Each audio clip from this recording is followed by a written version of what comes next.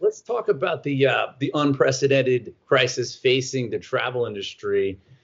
What message do you have to Americans who are scared to get on a plane right now? How do you restore the confidence that took decades to build?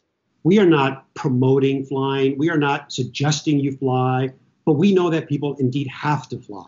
And so our job is to assure and ensure the facilities that you walk into, the aircraft that you're on, are as safe as possible. People do want to fly. There's a large demand, but this economic crisis has also impacted that, right? I mean, there's less people that can and will because unemployment and the economic sort of downfall. I mean, in the second quarter, we were burning $40 million a day in cash, and that will hopefully improve over time.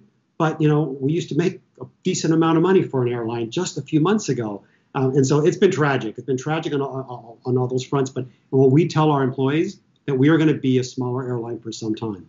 A number of airlines have started to notify employees that they could face involuntary layoffs after the September 30th prohibition on job cuts that were laid out by the CARES Act. How many total industry jobs do you expect will be eliminated through involuntary layoffs? And how many are going to be eliminated through voluntary separation packages?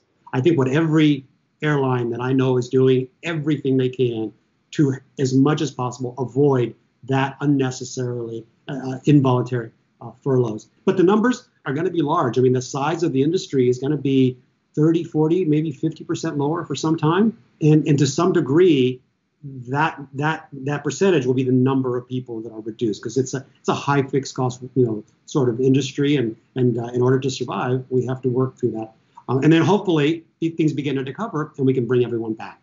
But you said that the industry will have to be 30 to 50% smaller, and thus the workforce will have to be 30 to 50% smaller. Is that right? Well, the payroll will have to be specific, a little nuance there. And I think a lot of us are working in ways where, as a simple example, and it's all it is, a job share program where you and I would share this job, and there's one salary versus two for a period of time.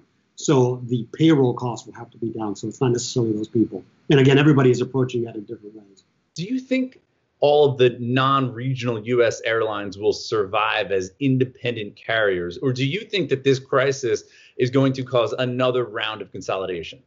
I think the stark reality of what we're facing is dire. You've seen already around the world, several airlines begin to, in essence, fold. I suspect you may see more the longer this thing goes. If this were to stretch an inordinate amount of time, all of us would be affected to some degree, and it would cause all the things that you just mentioned. But at this point in time, I think many of the majors have gotten enough liquidity that we can withstand for a period of time, certainly through next year.